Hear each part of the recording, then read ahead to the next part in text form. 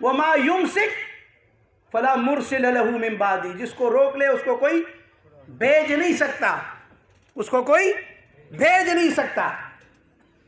تو جس کو اللہ نے روک لیا، اللہ نے تو قرآن میں بتا دیا۔ اور یہاں کیا کہا جا رہا ہے؟ اس امت کے اندر اکثر لوگ تو آپ دیکھیں نئے نئے مدافعین بھی پیدا ہوتے ہیں، جو ایک مسلمہ عقیدہ تھا سالوں سے، صدیوں سے، بلکہ 1000 سال سے بھی اوپر مسلمہ عقیدہ، احمد بن حنبل کا دیا ہوا عقیدہ، کتاب الصلاۃ میں بار بار وہ عقیدہ جو بار بار چھپتا رہا اور چھاپا جاتا رہا اور تقسیم کیا جاتا رہا اور مانا جاتا رہا اور لوگ اپنا تعلق اس سے ثابت کرتے رہے۔ آج جب اللہ کے فضل و کرم سے اس عقیدے کا پیچھا کیا گیا قرآن کی آیات کے ذریعے سے کہ یہ عہد روح کا عقیدہ وہاں سے شروع ہوا ہے، ان الفاظ سے کہ وَالْإِيمَانُ بِمَلَكُ الْمَوْتِ يَقْبِضُ الْأَرْوَاحَ ثُمَّ تُرَدُّ فِي الْقُبُورِ فِي الْأَجْسَادِ۔ بتاؤ، اس کا پیچھا کیا گیا، کہاں سے ثابت ہے؟ قرآن کہتا ہے نہیں آتا، وہ ایک آیت ہے نہیں آتا، لوٹا کر دکھاؤ، روک لیتا ہے۔ یہ کہتے ہیں اس پر ایمان لے آؤ کہ ملک الموت روح قبض کر لیتا ہے، پھر کیا کرتا ہے؟ تردو، پھر لوٹایا جاتا ہے، فی القبور، قبروں میں، فی الاجساد، ان جسموں میں۔ یہ عقیدہ آج جب اس کا پیچھا کیا گیا، بتایا گیا، ثابت کیا گیا، تو وہاں مدافعین کھڑے ہو گئے۔ ایک تو کہتے دھڑلے سے کہتے جی بالکل ہم مانتے ہیں، ہمارے امام ہے، ہمارا عقیدہ ہے، ہم اس پر اللہ کا شکر ادا کرتے ہیں۔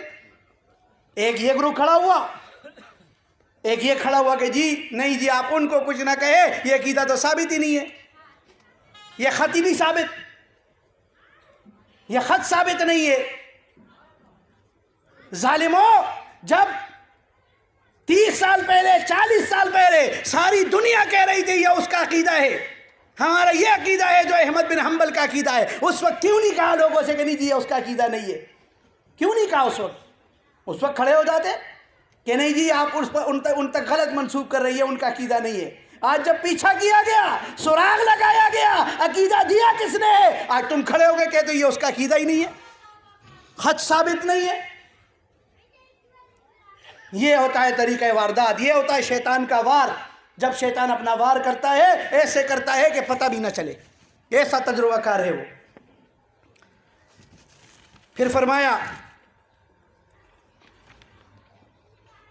اگلی آیت، چند آیات پیش کر کے ان کے چند عقائد جو ہے وہ پیش کرنے ہیں اسی عہد روح کے حوالے سے، لیکن قرآن کی آیت پیش کر کے مہر ثبت کرنی ہے ان کے بطلان پر، ان کے عقائد، باطل عقائد پر، تاکہ جو زندہ رہے وہ حقیقت جان کر زندہ رہے اور جو مرے وہ حقیقت جان کر مرے۔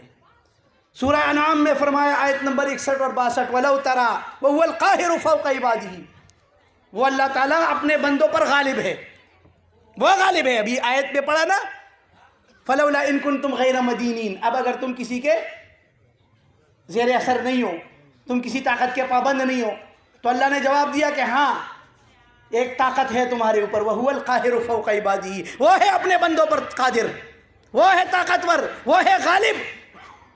وَيُرْسِلُ عَلَيْكُمْ حَفَظَةً، اور تم پر اپنے نگہبان بھیجتا ہے، تم آزاد نہیں ہو، آزاد نہیں ہو، نگہبان مقرر ہیں۔ حَتَّى إِذَا جَاءَ أَحَدَكُمُ الْمَوْتُ، یہاں تک کہ تم میں سے کسی ایک کو موت آتی ہے، تَوَفَّتْهُ رُسُلُنَا، ہمارے بھیجے ہوئے فرشتے اس کی کیا کرتے ہیں؟ تَوَفَّتْهُ، روح قبض کر لیتے ہیں، وَهُمْ لَا يُفَرِّطُونَ، وہ کوتاہی نہیں کرتے، کوتاہی نہیں کرتے۔ طاہر القادری صاحب کہتے ہیں فرشتے آئے تھے روح نکالنے آئے تھے، لیکن میں نے رسول اللہ سے، دیکھیں ان کی یہ ایسے لوگوں میں اپنے آپ کو لوگ عوام کل انعام، کہ رسول اللہ نے کہا ابھی روک لو، فرشتے اللہ کے پاس جاتے ہیں کہ جی ہم تو گئے تھے لیکن رسول اللہ نے طاہر القادری کو مہلت دے دی ہے. اللہ نے پھر بھیجا جاؤ پوچھو کتنی مہلت چاہیے. واپس آئے فرشتے, مہلت کا عرصہ بھی پوچھ لیا. کہتے ہیں جتنی مہلت ملی ہے وہ مجھے پتہ ہے, تم کو نہیں بتاؤں گا, کیونکہ یہ بتائے گا تو پھر تو بات جھوٹ نکل آئے گا نا. جھوٹ تو ویسے ہی ہے, لیکن ہو سکتا ہے کہ ان جانوروں میں ہی کوئی پوچھ لے, ان جانوروں میں ہی کوئی پوچھ لے ان سے کہ بتاؤ. اس لیے جی مجھے پتہ ہے تمہیں نہیں بتاؤں گا. یہ میری زندگی دین ہے رسول اللہ کی. یہ وہ ظالم. اللہ فرماتے وَهُمْ لَا يُفَرِّطُونَ. موسیٰ علیہ السلام کے پاس بھی فرشتے آئے تھے. آپ کا ٹائم پورا ہو گیا. موسیٰ علیہ السلام نے تھپڑ مارا. فرشتے گئے شکایت لے کر کہ جی موسیٰ نے اس طرح کیا ہے. واپس آتے ہیں, پوچھتے ہیں کتنا. اس پر کہا پھر کیا ہونا ہے, اتنے سال, اتنے ہزار سال, اتنے لاکھ سال جی کر پھر کیا ہونا ہے. کہنے جی پھر مرنا ہے. بولے پھر بھی مرنا ہے تو پھر آج ہی مار دو. یہ جواب طاہر القادری نے نہیں دیا. جب پھر بھی مرنا ہے تو آج ہی مار دو, مر جاتا تو اچھا تھا. لیکن آپ دیکھیں اللہ فرماتا ہے یہ مہلت ہے اللہ کی طرف. انما نملی لہم لیزدادوا اثما. یہ مہلت اس لیے ملی ہے کہ گناہوں میں اضافہ ہو اور بڑھ جائے گناہوں میں آگے, اس لیے مہلت ہے. سورہ الانعام میں اللہ فرماتا ہے وَهُمْ لَا يُفَرِّطُونَ. وقت آ گیا تو کیا ہوگا, فرشتے کوتاہی نہیں کرتے. اور پھر ہوتا کیا ہے, ثُمَّ رُدُّوا إِلَى اللَّهِ مَوْلَاهُمُ الْحَقِّ. پھر لوٹایا جاتا ہے اللہ کی طرف. کون ہے وہ, مولاہم الحق, حقیقی مولا. حقیقی مولا کون ہے, اللہ. بتا دیا مولاہم الحق. یہ دوسرے جو بنائے گئے کون ہیں, یہ جھوٹے مولا ہیں. جھوٹے مولا, بناوٹی مولا. یہاں تو پگڑی دیکھی, داڑھی دیکھی مولانا, یہ جھوٹے ہیں. حقیقی مولا ردوا الی اللہ مولاہم الحق. فرمایا کیوں, یہ فیصلہ کس کا تھا. فرشتے نے کوتاہی کیوں نہیں کی, کیوں نہیں کی کوتاہی. اس لیے کہ یہ فیصلہ کس کا تھا. الا لہ الحکم. فیصلہ اللہ کا تھا, حکم اس کا تھا. ایسا کیسے ہو سکتا ہے کہ اللہ کا حکم ہو یہ روح لے آؤ اور فرشتے اس کو قبر میں واپس لے جائیں. ایسا کیسے ہو سکتا ہے. اسی کا حکم ہے وَهُوَ أَسْرَعُ الْحَاسِبِينَ. اور فرمایا وہ جلد حساب بھی لینے والا. حساب لے گا, وہ تم سے پوچھے گا کہاں سے لے کے آئے, کون تھا, کون تھا وہ, کون تھی وہ طاقت کہ جس طاقت نے تمہیں مجبور کیا. پوچھا جائے گا. اگلی آیت میں فرمایا الانعام کی 93 میں کہ وَلَوْ تَرَىٰ إِذِ الظَّالِمُونَ فِي غَمَرَاتِ الْمَوْتِ. کہ کاش تم دیکھو اس وقت کہ جب یہ ظالم موت کے نزع میں ہو, موت کے سکرات میں ہو. وَالْمَلَائِكَةُ بَاسِطُو أَيْدِيهِمْ. وہاں پہ بھی فرشتے کھڑے ہاتھ پھیلائے. کیا کرنا ہے, اخرجوا انفسکم. نکالو اپنی جانیں, نکالو اپنی جان نکالو. آج تمہیں الیوم تجزون عذاب الہون. آج تمہیں عذاب ملے گا. تمہارے گھر والے تمہیں دفنائیں یا نہ دفنائیں, تم سردخانے چلے جاؤ, تم کہیں بھی چلے جاؤ. آج کیا ہوگا, اب تمہاری روح نکل رہی ہے. اب کیا شروع ہوا, الیوم تجزون عذاب الہون. آج ذلت والا تمہیں عذاب ملے گا. بما کنتم تقولون علی اللہ غیر الحق. جھوٹ بولا کرتے تھے, جھوٹ کو تم نے اپنا رزق بنا لیا تھا. جھوٹ بولا کرتے تھے اللہ پر. وَكُنْتُمْ عَنْ آيَاتِهِ تَسْتَكْبِرُونَ. اور تم تکبر کیا کرتے تھے. تمہیں قرآن کی آیت پیش کی جاتی تھی, تم فوراً اپنے مفتی کا فتویٰ نکال لیتے تھے. تمہارے سامنے قرآن کی آیت آتی تھی, تمہیں اپنا علامہ کی بات یاد آتی تھی. جی ٹھیک ہے قرآن میں تو لکھا ہے, لیکن ہمارے اتنے بڑے مفتی صاحب ہیں, ہمارے اتنے بڑے علامہ صاحب ہیں, انہوں نے بھی تو علم حاصل کیا ہے, انہوں نے بھی تو کچھ سوچ کر یہ بات کہی ہے. ظالم یہ کیوں نہیں کہتے, کیوں نہیں سمجھتے کہ تم نے اس عالم کو اللہ سے بھی بڑا بنا دیا. فرمایا سورہ مومنون کی آیت نمبر 100 بیان ہوتی رہتی ہے، حتیٰ اذا جاء احدہم الموت، یہاں تک کہ ان میں سے ایک کی موت آتی ہے، قال رب ارجعون، کہتا ہے اللہ مجھے واپس لوٹا دو۔ یہ تو بات ذرا آگے چلی گئی، اب تو لوٹانے کی بات ہو رہی۔ یہاں پہلے کیا کہا؟ پہلے کیا کہا؟ ترجعونہا ان کنتم صادقین، یہ تو تمہارے سامنے ابھی نکل رہی ہے، زیادہ دور نہیں گئی، زیادہ دور نہیں گئی، یہیں پہ لوٹا دو اس کو۔ نہیں، اب تو بات آگے چلی گئی۔ رب ارجعون، موت آئی، موت واقع ہو گئی، ہی از نو مور کہہ دیا گیا۔ اب وہ کہتا ہے رب ارجعون، اللہ مجھے لوٹا دو۔ کس لیے؟ یاد آ رہے ہیں، گھر یاد آ رہا ہے، بچے یاد آ رہے ہیں؟ نہیں، لعلی اعمل صالحا، میں نیک عمل کرنا چاہتا ہوں، فیما ترکت، جو میں چھوڑ آیا ہوں، پہلے نہیں کیے۔ جواب کیا آئے گا؟ کلا، ہرگز نہیں، انہا کلمۃ ہوا قائلھا، یہ تو ایک بات ہے جو یہ کہہ رہا ہے، چاہے اس کی بات ہو، یہ ایک بات ہے یہ کہہ رہا ہے، چاہے یہ دنیا والے لکھ لکھ کر اپنے کاغذ کالے پیلے کر رہے ہیں، یہ ایک بات ہے جو یہ لکھ رہے ہیں، ہو ہی نہیں سکتا ایسا۔ انہا کلمۃ ہوا قائلھا، یہ ایک بات ہے جو اس نے کہی، روح تھوڑی سی باقی ہے، کچھ کہتے ہیں تھوڑی سی باقی تھی، کچھ کہتے ہیں تعلق رہتا ہے، کچھ کہتے ہیں روح واپس آ جاتی ہے۔ مودودی صاحب کہتے ہیں وہاں نہیں جانا چاہیے، ہو سکتا ہے کہ وہ آرام کر رہا ہو سکتا ہے کہ وہ اللہ سے مخاطب ہو سکتا ہے کہیں سیر کرنے گیا ہو، یہ ساری باتیں، ہو سکتا ہے کہیں گیا ہو۔ رسائل و مسائل میں یہ سارے وہ چیمپئن، انہوں نے کسی نے تفہیم القرآن کے نام سے، کسی نے تبیان القرآن کے نام سے، کسی نے احسن البیان کے نام سے۔ احسن البیان کو ظالموں تم نے تحریر کر کے احسن البیان کہاں رہنے دیا؟ احسن البیان تو نہ رہنے دیا، تفہیم القرآن تو تم نے نہ رہنے دیا اس کو۔ تفہیم القرآن کیسے ہے؟ تفہیم القرآن ہوتا تو سیدھی سیدھی بات ہوتی، روح نہیں آتی۔ تفہیم القرآن تو یہ تھا۔ فرمایا لعلی اعمل صالحا فیما ترکت، کلا نہیں، یہ ایک بات ہے یہ کہہ رہا ہے، ومن ورائہم برزخ الی یوم یبعثون، اب تو قیامت تک، یوم یبعثون تک، قیامت تک ایک آڑ ہے، نہیں آ سکتا۔ کیسے پار کرو گے؟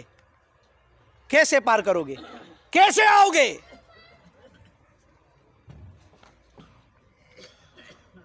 اور اس کے علاوہ آپ دیکھیں کتنی قرآن کی آیات، احادیث اور بیان کی جا سکتی ہے، لیکن چند ان کے عقائد اس حوالے سے تاکہ ان کے چہرے ہمارے سامنے آتے رہیں۔ اہل حدیث کے ایک نمبر کے مفتی، فتاوی نظیریہ، بڑا فتاوی نظیریہ کو ان کے ہاں مقام حاصل ہے۔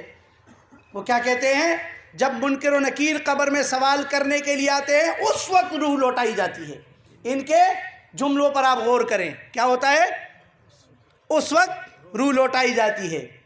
انہا کلمۃ ہوا قائلھا، یہ تو ایک بات ہے جو اس نے کی ہے، ایسے کیسے ہو سکتا ہے؟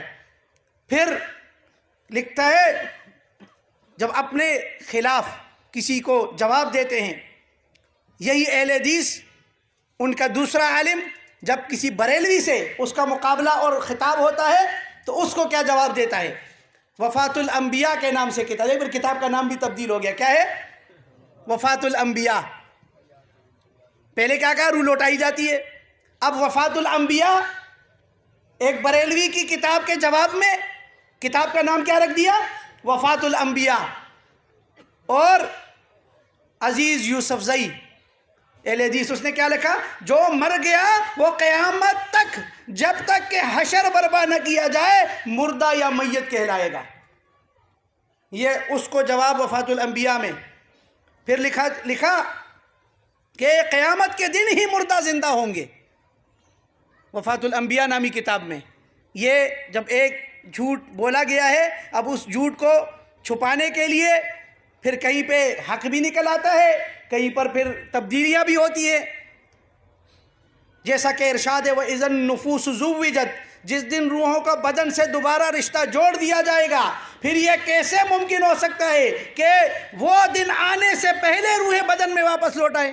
یہ کہ حدیث لکھ رہا ہے، یہ جنہوں نے کتابیں کالی کی ہیں روح لوٹائے جانے پر، وہ لکھ رہا ہے کہ یہ کیسے ممکن ہو سکتا ہے کہ وہ دن آنے سے پہلے روحیں بدن میں واپس لوٹ جائیں۔ اور اگر ہم ایسا ہونا تسلیم کر لیا تو اس سے مخالفت قرآن لازم آئے گی۔ عذاب قبر کا معاملہ دوسرا ہے۔ اب یہاں پہ دفاع بھی کرنا ہے، حق تو لکھ لیا، قرآن کا انکار لازم ہو گیا یہ کہنے سے کہ روح بدن میں لوٹ آئی، لیکن چونکہ دفاع بھی کرنا ہے تو وہاں کیا لکھ دیا؟ عذاب قبر کا معاملہ دوسرا ہے، اور ہم بھی اس کے قائل ہیں۔ اور قرآن کی مخالفت تو وہی کر سکتے ہیں جو حیات الانبیاء کا خود ساختہ عقیدہ رکھتا ہوں، حیات الانبیاء کا۔ اب دیکھیں بریکٹ میں دفاع بھی کر لیا، یہ بریکٹ میں لکھا ہے کہ عذاب القبر کا معاملہ دوسرا ہے، اور اس کو جواب بھی دے دیا، یعنی اس کو دین اسلام سے خارج بھی کر دیا، اپنا پتہ بھی صاف کر لیا۔ یہ ہوتے ہیں ان کے چرب زبانیاں، یہ ہوتا ہے ان کا انداز، یہ مغالطہ آ رہیاں مسلک پرستوں کی، یہ کوئی ایک نہیں ہے، ٹھیک ہے۔ اس طرح یہ احمد بن حنبل کا جو عقیدہ طبقات حنابلہ اور پھر کتاب الصلاۃ میں جو ہے وہ اس کو چھاپا گیا اور اس کو ایک عرصے تک تقسیم کیا گیا، حاجیوں میں مفت تقسیم کیا جاتا تھا، دیکھیں کفر مفت تقسیم کیا جاتا ہے، کفر مفت تقسیم کیا جاتا ہے، یہ شیطان لگاتا ہے پیچھے۔ منکر نکیر، عذاب قبر، ملک الموت کے ارواح قبض کرنے، پھر ارواح کے قبروں کے اندر جسموں میں لوٹائے جانے پر ایمان لانا ضروری ہے، اور اس پر بھی ایمان لانا ضروری ہے کہ قبر میں ایمان اور توحید کے بارے میں سوال ہوتا ہے۔ ایمان اور توحید کی دجیاں اڑانے کے بعد کہتا ہے قبر میں ایمان اور توحید کا سوال ہوتا ہے۔ یہ عقائد دے کر تو انہوں نے خود ایمان اور توحید کی دجیاں اڑائی ہیں، یہ طبقات حنابلہ میں ملے گا۔ عقیدہ عذاب قبر موجودہ دور کے آپ دیکھیں، سابقہ احمد بن حنبل کا عقیدہ بھی آپ کے سامنے آ گیا، پھر ایک جو ہے وہ موجودہ دور کے وفات الانبیاء کے نام سے کتاب لکھی گئی، اس میں بھی عقیدہ ان کا آ گیا۔ تیسرا عقیدہ ان کے بڑے جو ہے جانے مانے کراچی میں ابو جابر عبداللہ دامانوی، جن کا اپنا نام خاکی جان ہے، وہ لکھتے ہیں عقیدہ عذاب قبر، مرنے کے بعد روح جنت یا جہنم میں داخل کر دی جاتی ہے۔ عقیدہ عذاب قبر صفحہ نمبر 72 اور 73 پہ ابو جابر دامانوی کیا لکھتے ہیں کہ مرنے کے بعد روح جنت یا جہنم میں داخل کر دی جاتی ہے، جبکہ جسم اپنی قبر میں عذاب و ثواب سے ہمکنار ہوتا رہتا ہے۔ اور یہی عقیدہ کتاب و سنت سے ثابت ہے، یہی عقیدہ ثابت ہے، اس لیے کہ اگر روح جسم میں واپس آ جائے تو پھر یہ عذاب مردے کو نہیں بلکہ زندے کو ہوا۔ اب اس نے جو عقیدہ دیا ہے اس کو بھی رحمہ اللہ وہ عقیدہ بھی اپنایا، وہ عقیدہ بھی ہمارا، وہ عقیدہ وہ امام بھی ہمارے، تو اس کو بھی مانا، وہ بھی ہے کہ روح لوٹائی جاتی ہے، اس پر ایمان لانا ہے۔ اور جب کسی جو ہے وہ کسی کی مخالفت میں لکھنی ہے تو پھر یہ کہہ دیا کہ اگر روح لوٹائے جانے کی بات کو مان لیا جائے تو پھر تو زندگی ثابت ہوئی، جبکہ احادیث صحیحہ واضح کرتی ہے کہ عذاب قبر میت یعنی مردے کو ہوتا ہے۔ البتہ سوال و جواب کے لیے میت کی طرف روح کو کچھ دیر کے لیے لوٹایا جاتا ہے، اور یہ استثنائی حالت ہے۔ یہ ان علم کے پہاڑ، آپ اس جملے کو دیکھیں اور ان کا یہ انداز دیکھیں کہ کہہ دیا زندہ ثابت ہو گیا۔ یہاں پہ پہلے والے نے بھی لکھ دیا کہ عذاب قبر کا معاملہ دوسرا ہے، اس نے لکھ دیا کہ کچھ دیر کے لیے لوٹا دیا جاتا ہے، کچھ دیر کے لیے لوٹایا جاتا ہے، اور یہ استثنائی معاملہ ہے۔ اور یاد رکھے استثناء کبھی بھی عموم پر دلالت نہیں کرتا، ہر شخص کے ساتھ استثنائی معاملہ، ایکسیپشن تو کسی کسی کو دی جاتی ہے، ایکسیپشن کسی کسی کو دی جاتی ہے، رخصت تو کسی کسی کو دی جاتی ہے۔ ہر شخص استثناء کا شکار ہو گیا، ہر شخص کیا ہو گیا؟ اصل قانون سے مستثنیٰ ہو گیا۔ یہ ہے ان کی علمیت، یہ ہے ان کی مغالطہ آرائیاں۔ پھر ان کے عقائد مزید یہی ابو جابر عبداللہ دامانوی لکھتا ہے صفحہ نمبر 15 اور 16 پہ کہ قرآن کریم کی اس آیت سے واضح ہوا کہ مردہ یعنی جو حلال جانور اپنی طبعی موت مر جائے اس مردے کو کہا جا رہا ہے، جس کو مردار کہا جاتا ہے، یہ حرام ہے۔ اب کسی بھی مردے کو کھانے کی اجازت نہیں ہے کیونکہ وہ حرام ہے، لیکن حدیث میں سمندر کا پانی پاک ہے، یہ آپ دیکھیں وہ مغالطہ آرائی دینے کی کوشش ہو رہی ہے، اس پر پورا غور کریں، پاک ہے، اور اس کا مردار یعنی مچھلی حلال ہے۔ اس حدیث سے ثابت ہوا کہ مچھلی مردہ ہے لیکن اس کا کھانا حلال ہے، اگرچہ بظاہر یہ حدیث قرآن کریم کے خلاف ہے، لیکن جب قرآن و حدیث میں بظاہر تضاد ہوگا تو ان میں تطبیق کی جائے گی۔ اگرچہ مردہ حرام ہے لیکن مچھلی مردہ ہونے کے باوجود بھی حلال ہے، کیونکہ یہ ایک استثنائی صورت ہے۔ اپنی پچھلی تحریر کو اس تحریر سے جائز کر دیا کہ وہ روح لوٹائے جانے کا معاملہ بھی ایسا ہی ہے جیسے مچھلی حلال ہے، یہ بھی استثنائی معاملہ ہے اور روح لوٹایا جانا بھی استثنائی معاملہ ہے۔ اب یہ ہے ان کی علمیت اور یہ ہے ان کی مغالطہ آرائی۔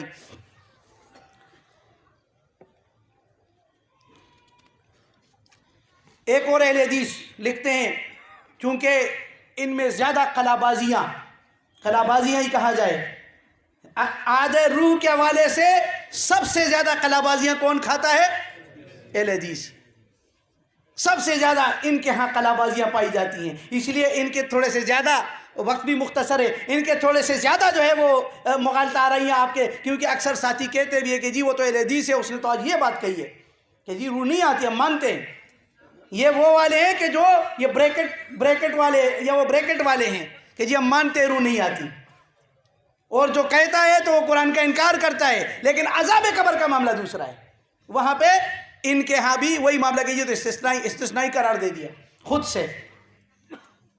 قرآن کی آیات آپ نے دیکھ لی، یہ کہتے ہیں کہ قبر میں روح کا جسم میں لوٹایا جانا، اس کا تعلق جسم سے قائم کر دینا صحیح احادیث سے قطعاً ثابت نہیں ہے، کیونکہ یہ بات ابھی ایک اور اہل حدیث کے حوالے سے بتائی جائے گی کہ وہ کہے گا کہ قرآن اور حدیث سے متواترہ ثابت ہے کہ روح لوٹائی جاتی ہے، اور یہ کیا کہہ رہے ہیں کہ روح یہ ثابت نہیں ہے، ویسے بھی روح جسم میں موجود ہو پھر بھی وہ مردہ کہلائے، روح جسم میں موجود ہو پھر بھی وہ مردہ کہلائے، یہ لوگوں کی عقل کے مردہ ہونے کا ثبوت ہے، یہ لوگوں کے عقل کے مردہ ہونے کا ثبوت ہے، یہ کہ ایک بندے کو مردہ کہہ دیا، اس میں روح بھی موجود ہوگی لیکن کہلائے گا کیا؟ مردہ، روح موجود، اور حالانکہ انہی کے بنائے ہوئے اصول ہے کہ اتصال الروح مع الجسد کیا ہے؟ حیات، روح کا جسم میں مل جانا کیا ہے؟ حیات ہے، انقطاع الروح عن الجسد یہ کیا ہے؟ ممات، موت، کہ روح کا جسم سے نکلنا موت ہے اور روح کا جسم میں ملنا کیا ہے؟ حیات ہے۔ لیکن یہاں پہ اپنے اس باطل عقیدے کو ثابت کرنے کے لیے کہ روح کے لوٹائے جانے کا عقیدہ آیا ہے، اب اس کو رد بھی کرنا ہے، تو کہتے ہیں کہ روح کے لوٹائے جانے سے بھی وہ مردہ ہی سمجھا جائے گا، اور یہ لوگوں کی عقل کے مردہ ہونے کی کا ثبوت ہے کہ جب مر گیا اب روح آئے یا جائے اس سے کیا تعلق ہے؟ وہ مرا ہوا ہی ہے، یہ تمہاری عقل مردہ ہو چکی ہے۔ کہتے ہیں اس مردہ عقل پر جس قدر ماتم کرے وہ کم ہے۔ یہ خلیل الرحمن جاوید بڑے مشہور ان کے، خلیل الرحمن اکثر آپ نے دیکھا ہوگا ٹاک شوز وغیرہ میں بھی، بڑا وہاں پہ جب بریلوی کے سامنے بیٹھتا ہے تو پھر یہی آیات پیش کرتا ہے، یہی حدیثیں پیش کرتا ہے بریلوی کے سامنے، لیکن جب قرآن اور حدیث پیش کیا جاتا ہے اور ان کے اکابرین، ان کے طاغوتوں کا نام لے کر بتایا جاتا ہے تو پھر ان کے دفاع میں اس طرح کی ماتمی تحریریں لکھتا ہے۔ ماتم تو اس کی اس بات پر کہتے ہیں جی ان کے عقل مردہ ہو گئے کہ جب وہ مردہ کہہ دیا گیا اب روح آئے یا جائے اس سے کیا فرق پڑتا ہے؟ قرآن کہتا ہے قیامت سے پہلے نہیں آتی، یہ کون سی بات کہاں سے لے کر آئے ہو؟ یہ وہ جو تجعلون رزقکم والی بات، تم نے اپنا رزق بنا لیا اس کو، جھوٹ کو۔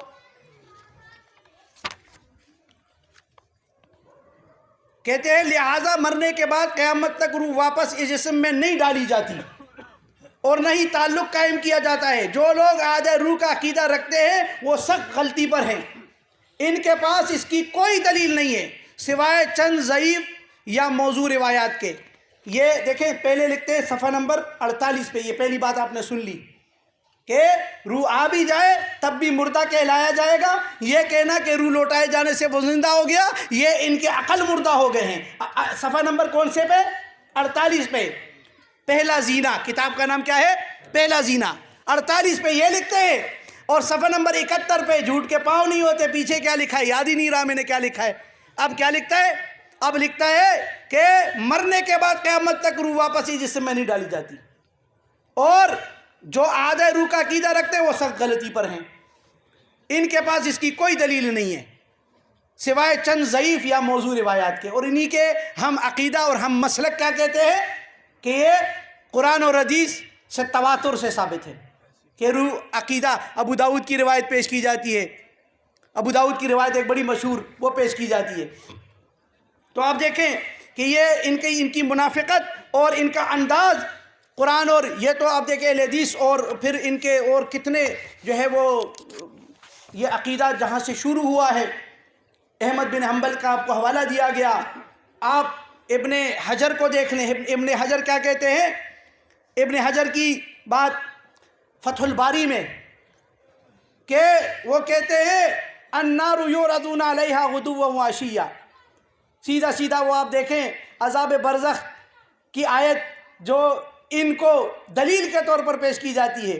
اس سے انہوں نے کیا نکالا کہ اس سے اس بات کی دلیل ہے کہ ان الارواح باقیۃ، روح باقی ہے بعد فراق الاجساد، جسموں سے نکلنے کے بعد بھی کوئی تعلق ان کا کیا ہے جسم کے ساتھ، پھر بھی کوئی تعلق ان کا باقی ہے. یہ کس نے لکھ دیا؟ ابن حجر، جو احمد بن حنبل کے فکری شاگرد ہیں. انہوں نے یہ لکھ دیا. نووی، یہ امام نووی کے نام سے مشہور، وہ کہتے ہیں کہ اہل سنت والجماعت کے نزدیک بعین ہی اس جسم یا بعض جسم میں روح کو لوٹا کر عذاب دیا جاتا ہے، یا تو پورے جسم میں پوری روح آ جاتی ہے. یہ جب وہی وَلْتَجْعَلُونَ رِزْقَكُمْ والی بات، تو یا تو کچھ جسم میں آ جاتی ہے تھوڑے حصے کو عذاب دیا جاتا ہے، یا پورے جسم میں روح لوٹائی جاتی ہے. اور ابن حجر ہی فتح الباری میں لکھتے ہیں کہ ان المیت یحیی فی قبرہ للمسألۃ. یہاں تو بات ہی دوسری ہو گئی. فتح الباری میں ہی لکھا، پہلے کہا کہ روح کا تعلق باقی رہتا ہے، جھوٹ کے پیر نہیں ہوتے. پہلے کہا تعلق رہتا ہے، بعض تعلق رہتا ہے. اور یہاں کیا کہتے ہیں؟ وہاں تو لکھا کہ بعد فراق کے معنی جدا ہونے کے بعد، روح اور جسم کے جدا ہونے کے بعد. اب یہاں لکھتے ہیں کہ ان المیت یحیی فی قبرہ للمسألۃ، کہ میت کو قبر میں سوال و جواب کے لیے زندہ کیا جاتا ہے. یحیی، اس کو زندہ کر دیا جاتا ہے. پھر قرآن کی کتنی آیات کا انکار ہوا. پھر یہ کہتے ہیں ان عود الروح الی جمیع اجزاء بدنہ، کہ روح کا لوٹایا جانا جو ہے یہ مرقات شرح مشکات میں، کہ روح کا لوٹایا جانا یہ الی جمیع اجزاء بدنہ، کہ اس کا لوٹایا جانا جسم کے تمام اجزاء پر ہے. اوپر لکھا کیا کہ کچھ میں، اور یہاں کیا کہ تمام اجزاء پر.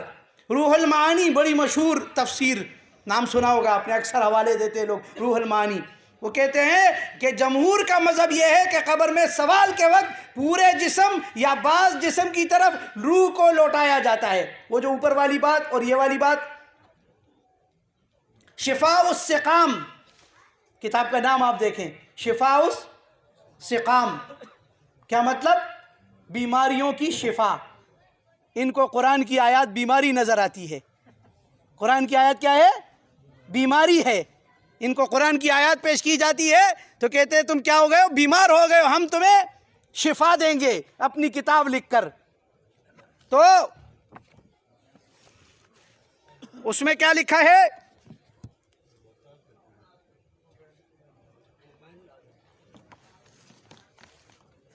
کہ امت کا اس بات پر اتفاق ہے کہ ارواح کو جسم میں لوٹایا جاتا ہے. کیا شفا دی ہے؟ شفاء السقام. اب اگر کسی بیمار نے یہ کہہ دیا کہ روح واپس نہیں آتی، وہ تو ان کے یہاں بیمار ہو گیا، روح واپس نہیں آتی، پیش کیا قرآن کی آیت ثم انکم یوم القیامت تبعثون، ان کی نظر میں وہ کیا ہو گیا؟ بیمار ہو گیا۔ دوائی کیا ہے؟ دوائی کیا ہے؟ دوائی دیکھیں، جمہور کا مذہب یہ ہے کہ سوال کے وقت پورے جسم یا بعض جسم میں روح واپس آ جاتی، یہ دوائی ہے۔ جمہور، democracy, government for the people, by the people, of the people, لوگ ہیں نا جمہور لوگ۔ یہ ناچنے والے بھی جب ان سے اکثر کوئی ایسی بات ہوتی ہے، کوئی ایسے ناچ گانا دکھاتے ہیں جس پر اعتراض ہوتا ہے، تو وہ کیا جواب دیتے ہیں اپنی اس غلط بات کو؟ جی یہ پبلک ڈیمانڈ ہے۔ کیا ہے؟ پبلک ڈیمانڈ ہے۔ یہ ناچنے والے اور ناچنے والیاں جب ان کو پکڑا جاتا ہے کہ جی ایسے کیوں تم ناچے ہو، کیوں اس طرح کیا تم نے تو جو ہے وہ ہماری بےزتی کرا دی، حالانکہ ہوتی نہیں ہے ان کی، تو خوش ہوتے ہیں لوگوں کو دکھانے کے لیے تھوڑا سا، تو وہ کہتے ہیں جی یہ پبلک ڈیمانڈ ہے۔ یہ اس طرح ناچنا، انہوں نے قرآن کی آیات کو کھیل تماشا بنایا ہوا ہے، پبلک ڈیمانڈ، جمہور کا مذہب ہے۔ قرآن تو کہتا ہے جمہور کی بات مانو گے تو کیا ہو جاؤ گے؟ یضلوک عن سبیل اللہ، گمراہ کر دیں گے تمہیں۔ اسی شفاء السقام میں لکھا ہے کہ ان الحیات جمیع الموت، تمام مردوں کے لیے زندگی ہے، کیسے ہے؟ بارواحہم، روحوں کے ساتھ، واجسامہم، جسموں کے ساتھ، فی قبورہم، ان کی قبروں میں، لا شک فیہا۔ اب قرآن پڑھے لا ریب فیہا یا لا شک فیہا، کون سے کو مان لے؟ آپ فیصلہ کریں بھائیو، کس کی بات مانی؟ قرآن کہتا ہے لا ریب فیہا اور یہ کہتے ہیں لا شک فیہا، کس کی بات مانی جائے؟ یہ ہے ان کی مغالطہ رہیاں۔ تفسیر عثمانی بڑی آج پڑھی جاتی ہے، لکھتے ہیں قبر سے بھی ان ارواح کا یکگونا تعلق قائم رہتا ہے، قبر سے بھی ان کا تعلق قائم رہتا ہے، یعنی اتنا یہ بھی ہے کہ روح نہیں ہے، یہ اشارتاً کہہ دیا کہ روح نہیں ہے، لیکن تعلق رہتا ہے۔ اب قرآن کی مانیں گے تو بات سمجھ آ جائے گی، لیکن قرآن کی تو ماننی نہیں ہے، تو پھر اپنی ہانکنی ہے، تو پھر کوئی اس طرح ہانکتا ہے، کوئی کہتا ہے پوری لوٹ آتی ہے، کوئی کہتا ہے آدھی لوٹ آتی ہے، کوئی کہتا ہے تعلق باقی رہتا ہے، کوئی کہتا ہے بِأَجْسَامِهِمْ وَأَرْوَاحِهِمْ فِي قُبُورِهِمْ لَا شَكَّ فِيهَا، کوئی یہ بات کہتا ہے۔ تفسیر مظہری بڑی مشہور تفسیر، یہ کہتے ہیں نا لوگ اکثر جی آپ کیوں نہیں ہمیں اجازت دیتے ہیں ان کی تفسیریں پڑھنے کی؟ پڑھے یہ تفسیریں۔ وہ تفسیر عثمانی کا پہلا صفحہ کفر و شرک کی دعوت دیتا ہے، اللہ کے مقبول بندوں کو محض واسطہ رحمت الہی سمجھ کر غیر مستقل طور پر پکارا جائے تو ایسا کرنا جائز ہے، کیونکہ یہ اللہ ہی کو پکارے۔ ایسے ظالم کہ غیر مستقل طور پر الہ، یہ قبر والا بھی ہے، غیر مستقل الہ، مستقل الہ اللہ ہے اور غیر مستقل الہ کون ہے؟ یہ قبر والا بھی ہے۔ تفسیر مظہری، ہر روح کا اپنے قبر والے جسم سے ایک خاص تعلق رہتا ہے، ایک خاص تعلق۔ دیکھیں قرآن کی وہ آیت یاد کریں بار بار، وَتَجْعَلُونَ رِزْقَكُمْ أَنَّكُمْ تُكَذِّبُونَ، تم نے جھوٹ کو اپنا رزق بنا لیا۔ پھر فرمایا یہ معارف القرآن، یہ جو بڑے بڑے نام ہیں، مظہری، روح المعانی، یہ ایسے نام لیتے ہیں کہ جیسے کوئی اللہ کی طرف سے اتری ہوئی کتاب ہے وہی کی۔ یہ تفسیر مظہری ہے، یہ تفسیر روح المعانی ہے، یہ تفسیر یہ معارف القرآن ہے۔ وہ لکھتے ہیں یہ بات کچھ بعید نہیں کہ اصل مستقر ارواح کا علیین اور سجین ہے۔ یہ تو نئی بات آ گئی، یہ تو ابھی تک ہم نے درس میں نہیں سنی، یہ تو نئی بات آ گئی کہ اصل کیا ہے؟ علیین اور سجین ہے، مگر ارواح کا ایک خاص رابطہ قبروں سے بھی قائم ہے۔ یہ ہے وہ انداز کہ ایک خاص رابطہ کہاں سے قائم ہے؟ قبروں سے بھی قائم ہے۔ اس رابطے کی حقیقت تو اللہ کے سوا کوئی نہیں جانتا۔ کچھ کہہ بھی گئے اور کچھ بھی نہ کہا، کہ یہ بھی کہہ دیا کہ اصل تو وہ ہے، حالانکہ قرآن کیا کہتا ہے؟ یہ ظالم ایسے قرآن کہتا ہے ان کتاب الفجار لفی سجین، کتاب الفجار، ارواح الفجار تو نہیں کہا، ارواح الفجار کہ کفار فجار کی روحیں سجین میں ہے۔ قرآن تو کہتا ہے کتاب مرقوم، ان کتاب الابرار لفی علیین، نیک لوگوں کی کتاب، ان کتاب الابرار کہ کہاں پہ ہے؟ علیین، وہ علیین میں ہے۔ اور یہ کیا کہتے ہیں کہ اصل کہاں ہے؟ سجین اور علیین۔ مگر ارواح کا ایک خاص تعلق قبروں سے بھی رہتا ہے، لیکن اس تعلق کو جانتا کون ہے؟ اللہ کے سوا۔ تو اللہ تو جانتا ہے، اور اس اللہ فرماتا ہے وَلَا يُنَبِّئُكَ مِثْلُ خَبِيرٍ۔ سورہ فاطر میں کیا فرمایا؟ اس خبردار رب جیسا تمہیں کوئی خبر نہیں دے سکتا، اس نے تو خبر دی ہے، اس نے خبر دی ہے۔ شامی، یہ بڑے بڑے نام، شامی۔ اہل سنت والجماعت کے نزدیک مردے میں ایک قسم کی حیات پیدا کی جاتی ہے۔ یہ دیکھیں ان کے الفاظ، آپ دیکھیں، ایک قسم کی حیات پیدا کی جاتی ہے۔ قرآن کہتا ہے اموات غیر احیاء، مردے ہیں، ان کے اندر جان کی رمق نہیں ہے۔ شامی کیا کہتے ہیں؟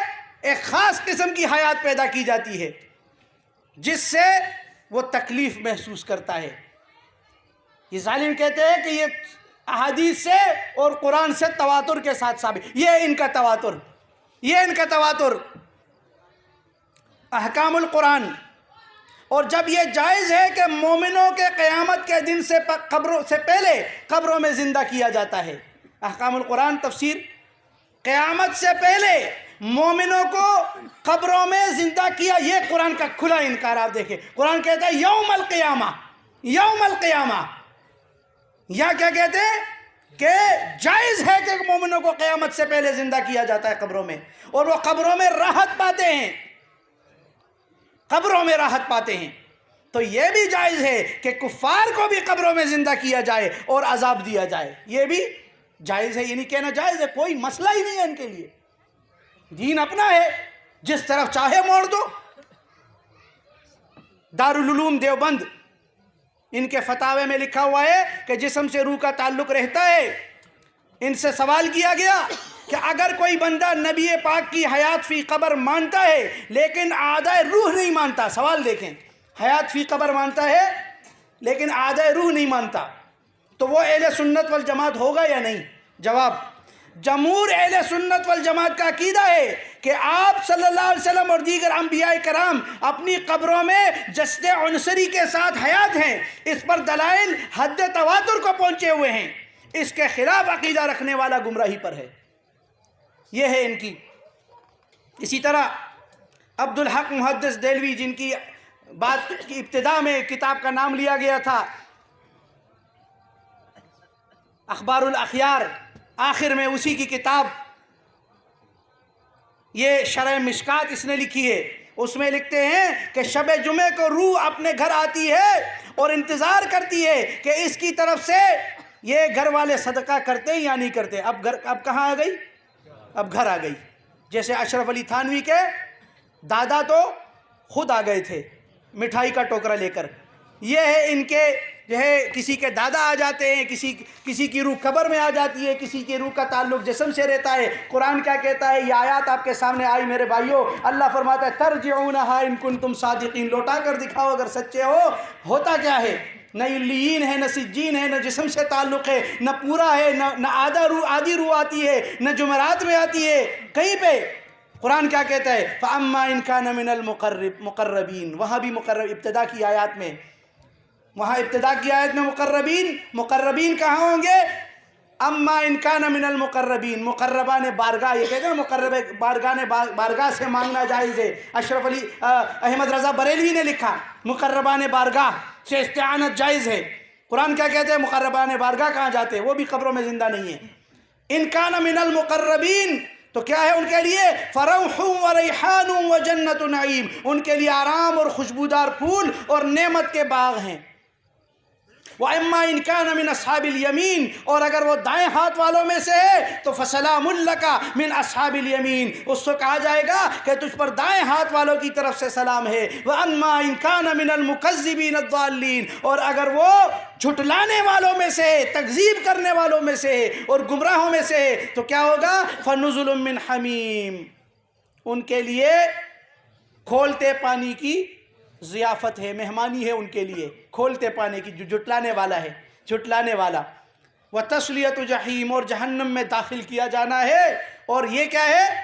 इन्न हाज़ा लहु हक़्क़ुल यकीन। मुग़ालता आराइयों में ना आओ मेरे भाइयों, ईमान की तरफ आओ, हक़ बात की तरफ आओ। इन्न हाज़ा लहु हक़्क़ुल यकीन, ये हकीकी और सच्ची बात है, ये सच्ची बात है, यकीनी बात है। तो क्या करना है? फसब्बिह बिस्मि रब्बिकल अज़ीम, तुम अपने रब की तस्बीह करो उसके बड़े नाम के साथ। बड़ा नाम है मेरे रब का, हमारे रब का, जिस रब ने ये ईमान दिया है, जिस रब ने ये दावत हम तक पहुंचाई है हमारे कानों में और हमारे दिलों को, इस बात के लिए हमारे रब ने खोल दिया है, शरह सदर हो गया कि आज इन फ़िरका परस्तों, इन मसलक परस्तों के बड़े बड़े, ये मुफ्ती है, ये अल्लामा है, ये इमाम है, ये फ़लाँ है और ये फ़लाँ, उनके वो बातिल अक़ाइद, कुरान और हदीस, ये रब का शुक्र है। रब की तस्बीह करें, उसका शुक्र अदा करें मेरे भाइयों। आज अल्लाह ने हमें मौका दिया है, इसका जितना भी शुक्र अदा किया जाए वो कम है। और इसकी एक सूरत ये हो सकती है मेरे भाइयों